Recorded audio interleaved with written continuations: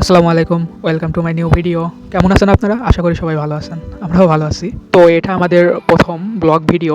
আমরা একটু বাইরে যাব। সালাউদ্দিন রুমে তালা দিচ্ছে। রুমে তালা দেওয়া শেষ করে নিচে নামতেছি, হঠাৎ খালা ডেকে বললো থালা বাসন মাজার জন্য নাকি ভিমবার নাই, সেটা আনার জন্য আবার আমি আর সালাউদ্দিন ছুটলাম দোকানে। দোকানে গিয়ে সালাউদ্দিন ভিমবার কেনার জন্য মামার কাছে বললো, মামা ভিমবারটা দিল, টাকা দিল। দেওয়ার পরে আমরা ভিমবারটা খালার কাছে দেওয়ার জন্য আবার মেসে ব্যাক করলাম। ব্যাক করে দিয়ে অনেকদিন হলো বিকেলে কোচিং থাকার কারণে আমার সালাউদ্দিনের বাইরে বের হওয়া হয় না, আর রুমে খাওয়ার কিছু নাই, সেটা কেনার জন্যই মূলত বাইরে বের হয়েছি। শুনেছি এখানে একটা বেকারি আছে, সেখানে বিস্কিটের দাম খুবই কম নেয়। যেতে যেতে রাস্তার পাশে চপের দোকান দেখে সালাউদ্দিন আর লোভ সামলাতে পারলো না, সাথে আমিও একটি চপ নিয়ে নিলাম। এখানকার চপগুলো খাতে আসলে অনেক মজা। সালাউদ্দিন তো সেই মজা করে খাচ্ছে, দেখতে পাচ্ছেন। এবার খাওয়া শেষ করে সালাউদ্দিন বিলটা দিল। বিল দেওয়ার পরে আবার আমরা আমাদের গন্তব্যের উদ্দেশ্যে রওনা দিলাম।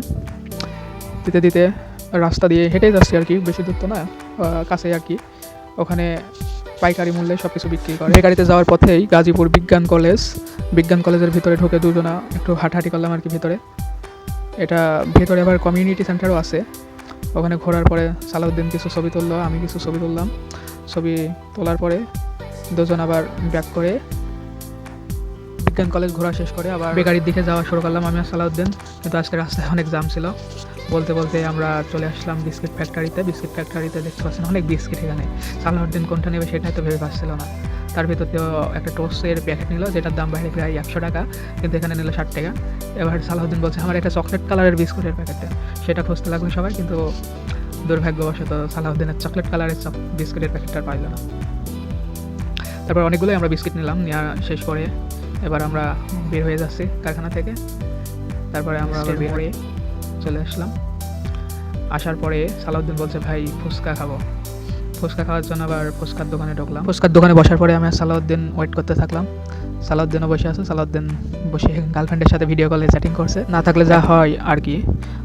বলতে না বলতে আমাদের ফুচকা চলে আসলো। ফুচকা দেখে তো সালাউদ্দিন আর ঠিক থাকতে পারছে না। সালাউদ্দিন ফুচকা খাওয়া শুরু করলো। এদিকে আমিও একটা ফুচকা নিয়ে খেলাম, কিন্তু মোটামুটি এখানকার স্বাদটা ভালো ছিল, খারাপ না।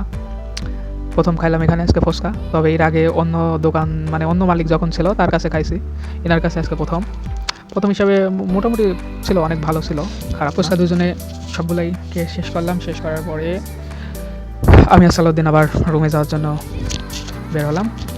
রুমে পৌঁছাই গেলাম অবশেষে। আমাদের ভিডিওটা ভালো লাগলে অবশ্যই লাইক কমেন্ট করে সাথে থাকবেন এবং ফলো দিবেন। আসসালামু আলাইকুম, আল্লাহ হাফেজ।